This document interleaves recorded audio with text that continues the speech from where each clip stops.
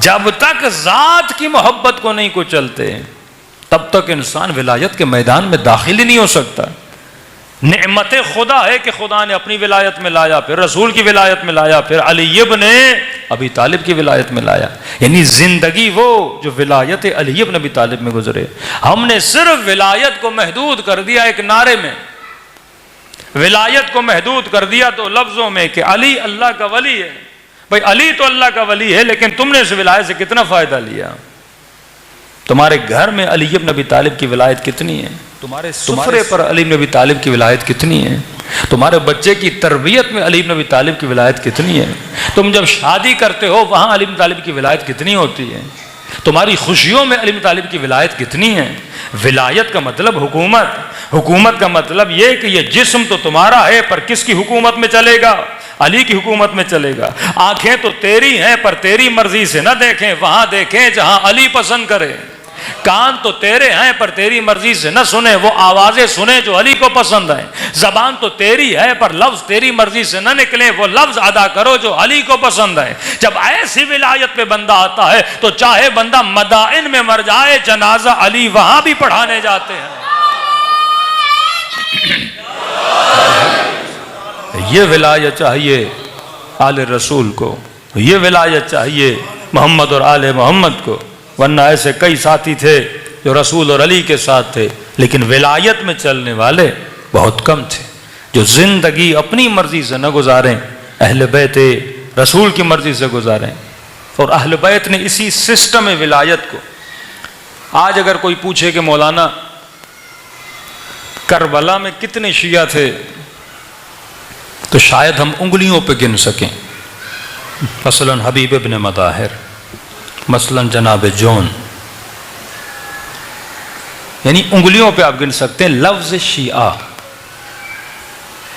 اس زمانے میں جب آپ تاریخی متون کو پڑھیں گے تو کہتے تھے مثلا شیعت علی، شیعت عثمان، یہ علی کا شیعہ ہے، یہ عثمان کا شیعہ ہے. تو وہاں لفظ شیعہ کا مطلب علی کا چاہنے والا. یا جس طرح آپ گروپ بولتے ہیں، گروپ بندی ہوتی ہے، یا فلاں آدمی کا گروپ ہے یا فلاں مولوی کا گروپ ہے، تو وہاں پہ لفظ شیعہ کا مطلب تھا گروپ. کئی حدیثیں بھی رسول کی ملتی ہیں کہ یا علی انت و شیعتک، اے علی تم اور تمہارے شیعہ، مطلب علی تم اور تیرے چاہنے والے. لیکن آج جب آپ لفظ شیعہ بولتے ہیں الگ معنی ہے. آج شیعہ کا مطلب علی کا چاہنے والا نہیں ہے. آج شیعہ کا مطلب یہ ہے کہ جس نے رسول کے بعد علی کو خلیفہ بلا فصل مانا، یہ شیعہ کا مطلب ہے. مطلب رسول کے بعد حق کے حکومت کس کے پاس ہے؟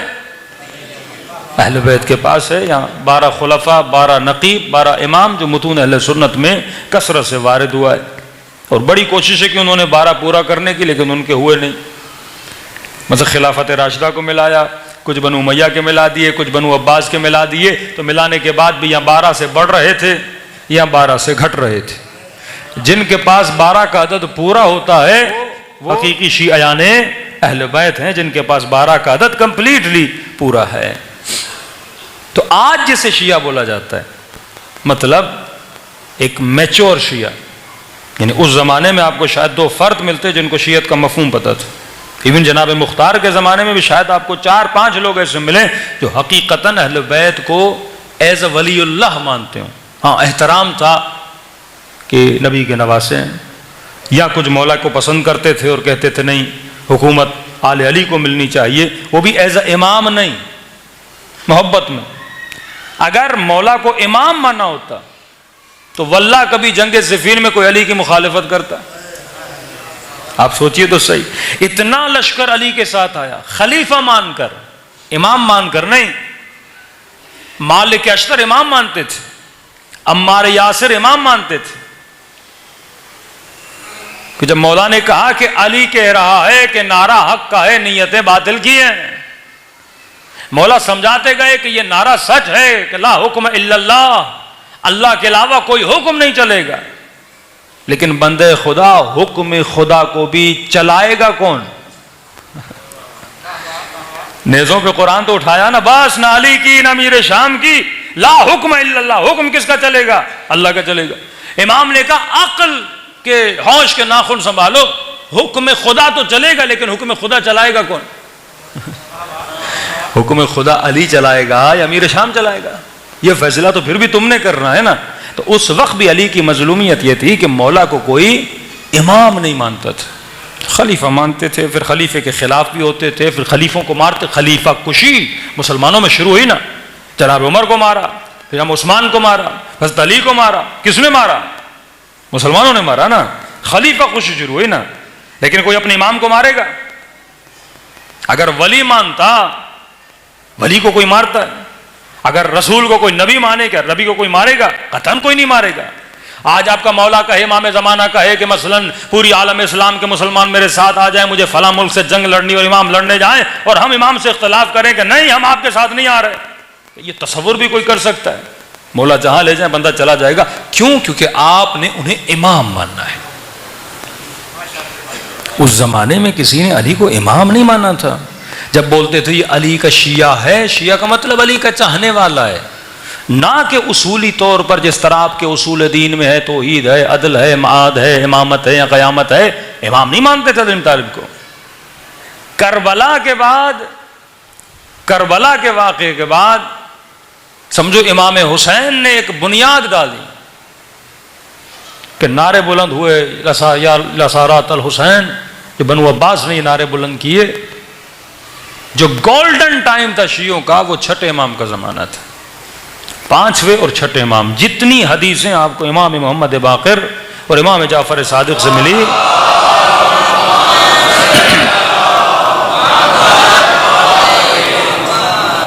کسی امام سے اتنی حدیثیں نہیں۔ کیوں؟ کیونکہ بنو امیہ اور بنو عباس آپس میں لڑ پڑے، فرصت ملی اہل بیت کو شیعہ سازی پر، فرصت ملی اہل بیت کو۔ یعنی آپ یہ دیکھیں، حکومتیں ان کی، پیسہ ان کا، فوجیں ان کی، سسٹم ان کے پاس، میڈیا ان کے پاس، کتابیں ان کے پاس، رائٹر ان کے، اخبارات ان کے، سب کچھ دشمن کا۔ 200 سال بنو امیہ اور بنو عباس، 300 سال عثمانی حکومت، 500 ایئرز، 5 صدیاں ایسے حاکم رہے جنہوں نے اہل بیت علیہ الصلوۃ والسلام کے خلاف کام کیا۔ اور وہ اہل بیت جن کے پاس ظاہری طور پہ کچھ بھی نہیں، حکومت بھی نہیں تھی، لشکر بھی نہیں تھا، سپاہی بھی نہیں تھے، لیکن اتنا مضبوط شیعوں کا نیٹ ورک بنا دیا کہ اتنا مضبوط بنا کہ آج پورے عالم اسلام میں اگر حقیقتاً حکومت اسلامی کا نظام کسی نے بنایا، وہ کس نے بنایا؟ شیعہ نے بنایا۔ اور پاکستان کی بنیادیں بھی اگر کسی نے رکھی تھیں تو وہ کون تھا؟ شیعہ تھا۔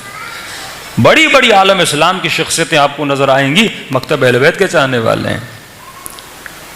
اتنا منظم نیٹ ورک کس طرح بنایا اہل بیت کہ کوئی امام 24 سال میں شہید ہو جاتا ہے، کسی امام کو 14 سال زندان میں ڈالا جاتا ہے، 10ویں 11ویں امام کو حرمین عسکریین بولتے ہیں نا، یا پیٹرول پمپ ہی ہے نا عسکری کے نام سے، عسکر بولتے ہیں فوج کو، عسکری طاقتیں بولتے ہیں فوجی طاقتیں۔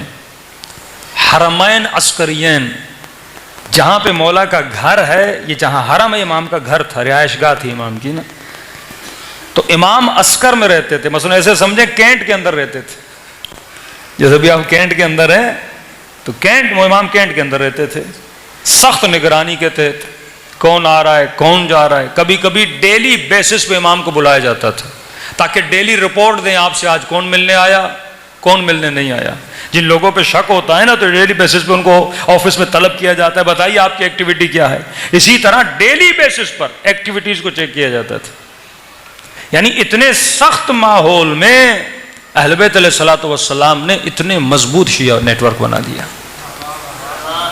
بیچ میں جو شہادتیں ہوئی ہیں، جو قتال ہوا ہے، وہ تو اپنی جگہ پہ، جناب زید کا واقعہ ہوا، اس کے بعد کئی واقعات ہوئے۔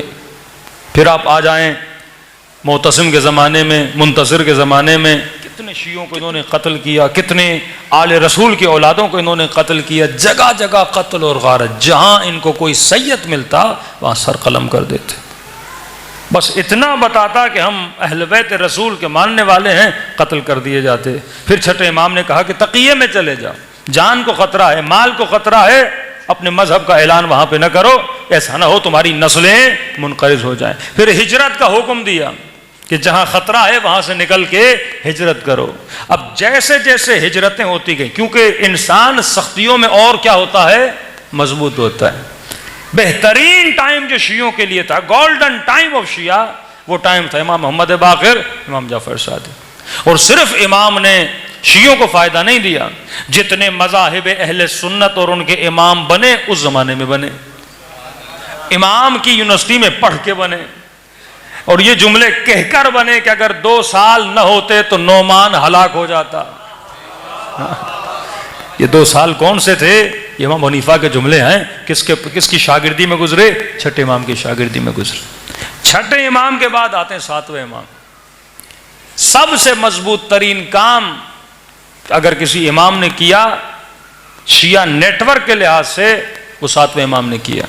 امام نے آرگنائزیشن آف لا بنائی، جسے وکلا کی آرگنائزیشن کہتے ہیں۔ سب سے زیادہ وکیل کس نے بنائے؟ امام موسیٰ کاظم نے بنائے۔ مطلب پورے خطے میں امام نے اپنے وکیل بھیج دیا، بصرے میں ایک وکیل بھیج دیا، اہواز میں ایک وکیل بھیج دیا، قم میں ایک وکیل بھیج دیا، جہاں جہاں شیعہ تھے وہ وکیل بھیج دیے، تاکہ شیعہ وکیلوں سے مرتبط رہیں، اور وکیل کس سے مرتبط رہیں؟ امام سے مرتبط رہیں۔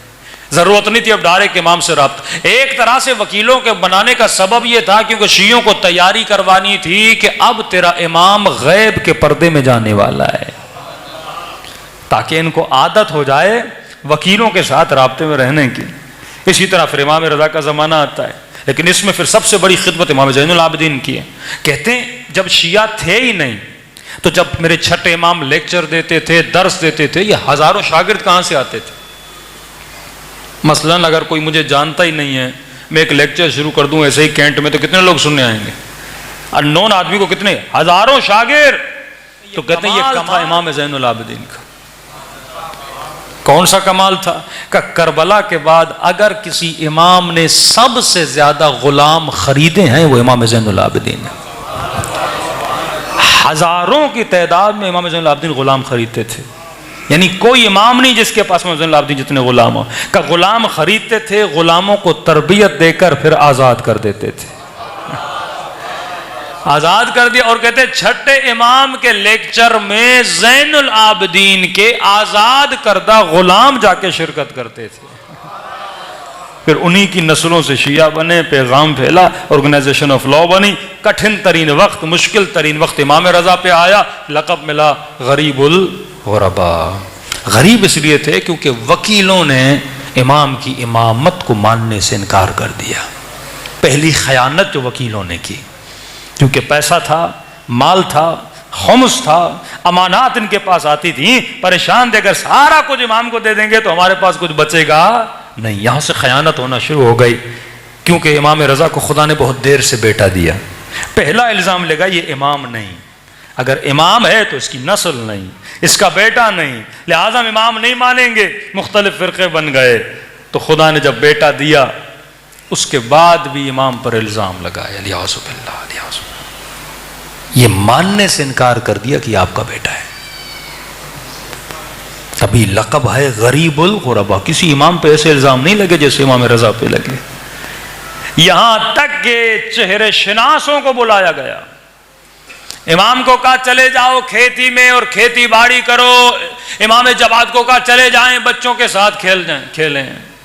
چہرہ شناس بندہ آیا، اسے کہا یہ بچے دیکھ رہے ہو؟ کہاں؟ ایک بچے کی طرف اشارہ کیا امام جواد کا، بتاؤ یہ ان کسانوں میں سے کس کا بچہ ہے؟ اس چہرے شناس نے سب کو غور سے دیکھا اور انگلی امام رضا کی طرف اٹھائی کہ اگر یہ کسی کا بیٹا ہو سکتا ہے تو اس شخص کا بیٹا ہے۔ وہاں پہ آ کے امام نے بولا کہ اب اگر میری امامت پہ کسی نے اعتراض کیا وہ جہنمی بن جائے گا، کیونکہ حجت ہم نے تمہارے اوپر کیا کر دی؟ تمام کر دی۔ پھر امام جواد کی بہت مختصر زندگی، پھر امام علی النقی اور امام حسن العسکری۔ وہاں پر بھی یہ معاملہ تھا کہ شیعہ کس طرح امام سے کنیکشن بناتے تھے، کیونکہ امام فوجی چھاونی کے اندر بند تھے، نہ کسی کا آنا نہ کسی کا جانا، مومنوں کے سوالات تو سوالات کا جواب کیسے؟ اس زمانے میں گھروں میں کھانے پکانے کے لیے گھی کی ضرورت پڑتی تھی، تیل کی ضرورت پڑتی تھی، لکڑیوں کی ضرورت پڑتی تھی، تو لوگ دیگوں میں گھی لے کر آتے تھے. 2 دیگیں گھی سے بھرے ہوتے تھے، ایک دیگ میں مومنوں کے سوال ہوتے تھے. وہ امام کے گھر جاتے تھے، اگلے دن امام جواب لکھتے تھے، لوگ پھر شیعوں تک ان جوابات کو پہنچاتے تھے. لکڑیاں لے کر آتا تھا، لکڑیوں کے بیچ میں لوگوں کے سوالات ہوتے تھے، امام جوابات لکھتے تھے، پھر جوابات کہاں جاتے تھے؟ واپس جاتے تھے. یعنی اہل بیت نے اپنے شیعوں سے اپنے کنیکشن کو توڑا نہیں، جگہ جگہ عالم بناتے رہے، بہترین شاگرد بناتے رہے، اور ان کے ذریعے سے مکتب اہل بیت کو بڑھاتے رہے. اب سمجھو امام علی النقی کے زمانے میں، امام ہادی کے زمانے میں ایک زیارت آتی ہے جس کا نام ہے زیارت جامع کبیرہ.